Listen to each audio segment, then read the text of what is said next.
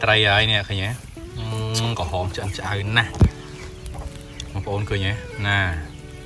បុកមកជូរត្រីខាងស្រុកភូមិខ្ញុំគេនិយមក្នុងការធ្វើហូបខ្លាំងមែនតើដោយសារបុកមកជូរត្រីនេះហូបជាមួយបបរក៏បានបាយកកបាយក្តាំងក៏បានដែរជាពិសេសទៅស្រានទៅចកាវាទុកបានយូរហើយមួយទៀតមុខម្ហូបដែលពេញនិយមគេជួយចិត្តធ្វើអាជ្រក់ជាជ្រក់បងប្អូនហើយនេះអាំងត្រីក្តៅត្រីរៀលត្រីស្រស់ៗដែលបើយើងបងបានយកមកអាំងធ្វើជ្រក់ឆ្ងាញ់ណាស់ បងប្អូនអរគ្នាបាទនេះគឺត្រីរៀលក្នុងកញ្ចៃរបស់ខ្ញុំផ្ទាល់ម្ដងបងប្អូនបើមានត្រីរៀលចេះធ្វើមុខម្ហូបអីថ្ងៃនេះខ្ញុំបាននឹងនាំពុកម៉ែបងប្អូនដែលស្គាល់រសជាតិមុខម្ហូបមួយដែលល្បីប្រចាំនៅក្នុងស្រុកភូមិរបស់ខ្ញុំផ្ទាល់ម្ដងគឺជាប្រភេទអាហារនៅក្នុងតំបន់ដោយមានត្រីរៀលចេះនៅស្រុកភូមិរបស់ខ្ញុំគឺក្នុងរដូវកាលខាងនេះគេពេញនិយមក្នុងការធ្វើការបុកបញ្ជូរត្រីអញ្ចឹងនៅក្នុងថ្ងៃនេះខ្ញុំបាននឹងបង្ហាញពុកម៉ែបងប្អូនឲ្យស្គាល់ពីរបៀបនៃការបុកបញ្ជូរត្រីនៅក្នុងស្រុកភូមិរបស់ខ្ញុំដែលជាទូទៅគេហូបវាជាមួយបាយកកបាយក្តាំងឬក៏ហូបវាជាមួយនឹងបបរដោយយកត្រីរៀលស្រស់ៗបែបនេះទៅធ្វើបុកមកជូរត្រីតែម្ដងអញ្ចឹងឥឡូវនេះពុកម៉ែបងប្អូនឃើញជាស្ដាយនេះសុទ្ធតែជាត្រីរៀលបាទដែលបងបានពីស្ទឹងអញ្ចឹងនៅក្នុងថ្ងៃនេះផ្ទាល់ខ្ញុំបាននឹងបង្ហាញទៅជូនទៅកាន់ពុកម៉ែបងប្អូនអំពីរបៀបនៃការធ្វើមុខម្ហូបមួយនេះដែលមានឈ្មោះថាបុកមកជូរត្រីតោះទៅបុកបងប្អូនជាមួយខ្ញុំបាទអញ្ចឹងត្រីយើងដំបូងយើងធ្វើការវះអាចសិនមុនយើងយកទៅអាំងណាបាទហើយយើងអត់យកសកាយកកាត់កតុយទេគ្រាន់តែវះយកទៅអាចវាទៅបានបងប្អូននេះចោះទៅពុះយកមកបាទគឺកញ្ចក់បាត់នេះក៏បានដែរស្ទាយការធ្វើមានខុសៗគ្នាបងប្អូនធ្វើតែស្អាតតែមកចូលអាចវាចេញទៅបានហើយ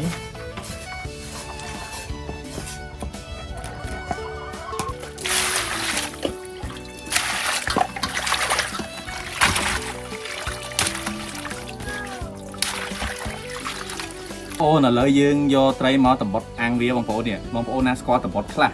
នេះពីដើមឡើយចាស់តែខឹងកូនចៅដាក់មកតំបត់ពីតំបត់លើហើយអានេះតំបត់ត្រីពីដើមគេអាំងតែតំបត់បែបនេះទេឬក៏តំបត់ត្រីនេះគេវាយឆ្មាបងប្អូនចាស់ពីដើមយកតំបត់ហ្នឹងវាយឆ្មាដោយសារមូលអីឆ្មាវាទៅលួចស៊ីត្រីហើយគេមានតំណមួយដល់ពេលដែលយើងវាយឆ្មាពេលយើងចាស់ទៅញ័រដូចស្វាក់ដូចឆ្មាអញ្ចឹងណានេះចាំឲ្យបងប្អូនស្គាល់អាហ្នឹងគេហៅថាតំបត់ត្រីពីដើមឡើយគេប្រើតំបត់ត្រីអត់មានចង្កាក់អាំងអីដូចសម័យឥឡូវទេនេះគេមានតំបត់ត្រីបែបហ្នឹងយកបៀតអាំងទៅបងប្អូននេះយើងហ៎ឃើញទេយើងដាក់អាំងត្រីនេះមានតូចមានធំអញ្ចឹងមកហើយអាំងថ្ងៃនេះមកធ្វើបុកមកជូរបងប្អូនបានឃើញអញ្ចឹងថ្ងៃនេះបង្ហាញមុខម្ហូបមួយដែលពិសេសពិសាលមែនតើបងប្អូនម្ហូបដែលស្រុកភូមិខ្ញុំនិយមក្នុងការធ្វើហើយសាមញ្ញបំផុតអត់មានអីពិបាកទេគឺបុកមកជូរត្រីនេះអញ្ចឹងត្រីយើងយកអាំងយើងដាក់តំបត់រៀបដាក់តំបត់បែបនេះមកហើយវាល្អវាល្អអាចមកបងប្អូននេះតំបត់សរសៃយើងហ្នឹងណារៀបវាបែបនេះបងប្អូនឃើញនេះឃើញទេហើយយើងចងវាតទៅពីយើងរៀបជាតំបត់បែបនេះយើងចងវានេះចង់វាការពីអាំងទៅវានេះឃើញបងប្អូនឃើញតំបត់ទេនេះហៅថាតំបត់ត្រីអូខេនេះចាស់ពីដើមថាខឹងកូនខឹងចៅវាយមកតំបត់ពីតំបត់នេះឃើញទេបងប្អូន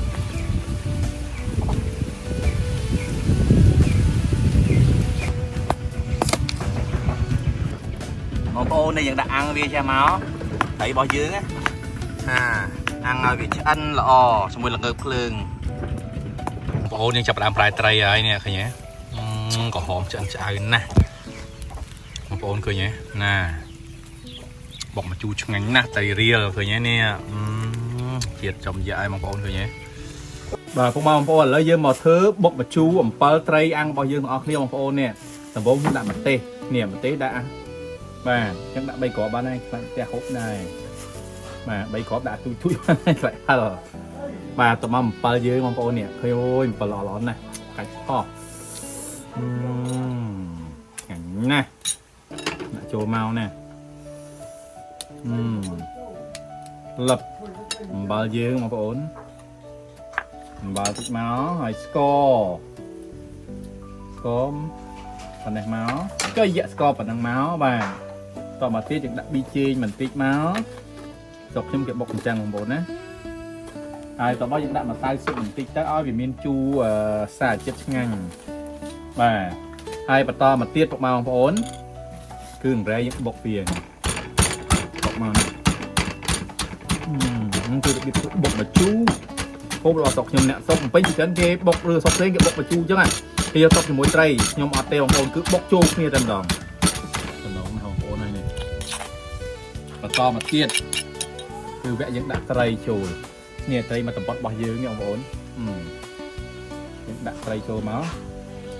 នេះត្រីនេះវាច្រើនពេកបងប្អូនអញ្ចឹងហើយខ្ញុំគិតថានឹងធ្វើពីជំរឿស នេះអញ្ចឹងបងប្អូនខ្ញុំបុកត្រីតែប៉ុណ្្នេះទេអានេះទៀតខ្ញុំទុកធ្វើជ្រក់ជាជ្រូកចាំមើលទាំងអស់គ្នាបងប្អូនឥឡូវបុកត្រីសិនណែបុកវាមកនេះឲ្យចូលគ្នាមកគោវាចូលសពមកស្រុកខ្ញុំនេះគេបុកត្រីអញ្ចឹងបុកមកជូរត្រីហូបជាមួយបបរបាយកកបាយក្តាំងបាយក្តៅអីឆ្ងាញ់ណាស់ជឿចិត្តបាយក្តៅបងប្អូនហើយមិនទេហឹលហូបទៅត្រូវជាតិគ្មានណានឹងស្រុកខ្ញុំគេថាបុកមកជូរត្រីជាមួយជូរអំពើជូរកសាំងជូរស្វាយបានទាំងអស់ពុកម៉ែបងប្អូន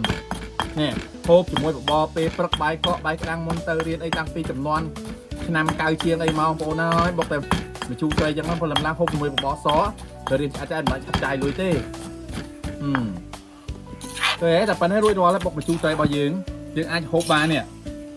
បងប្អូនឃើញទេហូបជាមួយបាយយើងនេះถ้าបងប្អូនចង់ហូបជាមួយបាយលាក់ទឹកគ្រឿងបងប្អូនដាក់តែប្រហុកចូលបន្តិចចាក់ទឹកក្តៅចូលហូបជាមួយលក់ខុបបុកបានតែម្ដងឃើញនេះម្ដងហ្នឹងម៉ាអញ្ចឹងយើងដួសវាដាក់ចានមករួចរាល់ហើយមកបងប្អូនមុខទៀតយើងធ្វើជាមួយនឹងជីជ្រក់ជ្រូកឥឡូវបងប្អូនខ្ញុំទៅបេះជីជ្រូកនៅមុខបងប្អូននេះបាទបេះមកនេះជីជ្រូកយកអាស្រុកណាធំបងប្អូនជីជ្រូកនេះឥឡូវកម្រឃើញមានណាពីចឹងក៏ប្រើជីផ្សេងអាជីនឹងវាឆ្ងាញ់បើការពីដើមនៅរៀនវិញណាក្តារខៀនយើងដើម្បីគូអសបានដិតល្អបែរតែសឹកជីជ្រូកនឹងទៅជីជូតជាមួយក្តារខៀនតែសេអសដិតច្បាស់ល្អណាស់ឥឡូវកម្រធ្វើបានឃើញណាអាជីជ្រូកនេះហើយជីខ្ញុំអត់សូវល្អសារបងប្អូនមើលទឹកខកងាយអត់បានសោចទឹកគ្នានេះអញ្ចឹងថ្ងៃនេះមកធ្វើជីជ្រូកមួយទៀតដោយសារត្រីអាំងយើងល្អពេកណាឃើញទេបងប្អូននេះអាជីនឹងឈ្ងុយណាស់គ្រាន់ដើរកាត់ក៏ឈ្ងុយដែរណាហើយសម្រាប់គ្រឿងធ្វើជ្រក់ជ្រូកក៏បងប្អូននេះមានអំពិលមានម្ទេសមានជីជ្រូកតែម្ដងអញ្ចឹងឥឡូវខ្ញុំហាន់អំពិលមុនណានេះខ្ញុំហាន់វាស្ដើងបងប្អូនហើយនេះมันវាស្ដើងទេមក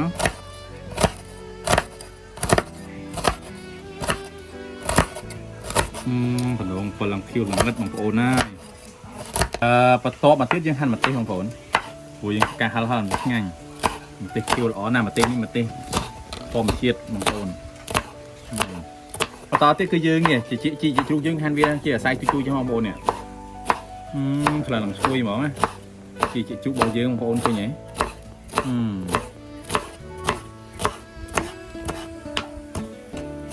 យើងហាន់ឲ្យវាស្ដើងបែបនេះមកអញ្ចឹងគ្រឿងផ្សំរបស់យើងបងប្អូននេះយើងមានរួចរាល់ហើយអានេះចានយើងបានផ្សំគ្រឿងហើយស្រាប់ហើយគឺមានអំបិលប៊ីចេងស្ករម្សៅស៊ុបចឹងមកបន្ទាប់មកបងប្អូនយើងដាក់អំបិលយើងចូលណាបន្ទាប់មកទៀតជីជ្រូកយើងចូលបានហើយម្ទេសចូលមកនេះចូលក្នុងចានរបស់យើងនេះមកនេះតែប៉ុណ្្នឹងគឺរួចរាល់ហើយសម្រាប់ជ្រក់ជីជ្រូកបងប្អូននេះឃើញទេហើយបន្តទៀតយើងចាក់ទឹកចូលប្លុកនេះគឺទឹកក្តៅអត់នោះបងប្អូនមិនមែនចាក់ទឹកក្តៅងុំទេណាទឹកក្តៅងុំឡោកតិចហើយកូរវាឲ្យចូលជាតិបងប្អូននេះតែប៉ុណ្្នឹងរួចហើយគឺជ្រក់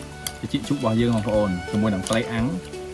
ដាក់បន្តិចទៀតអំពិលវាជីងចូលជាតិមកគឺវាឆ្ងាញ់តែម្ដង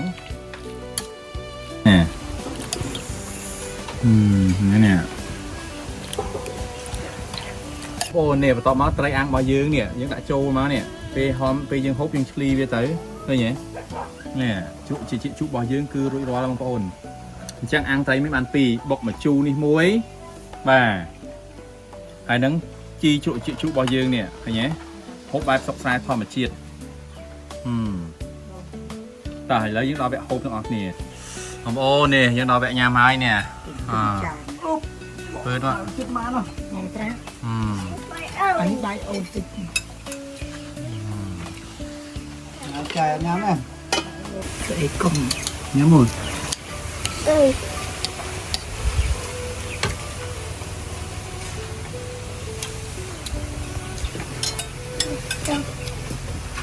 ញ៉ាំទេ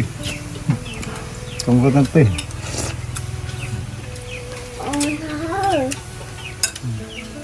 bay chú tất cả nó phải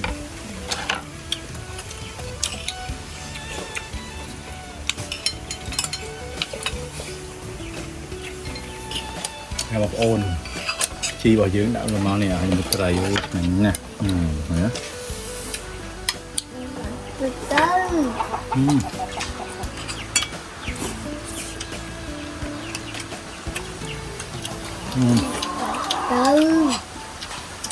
Mày bông chu nè bạn nói lá phải chung với tôi ừ.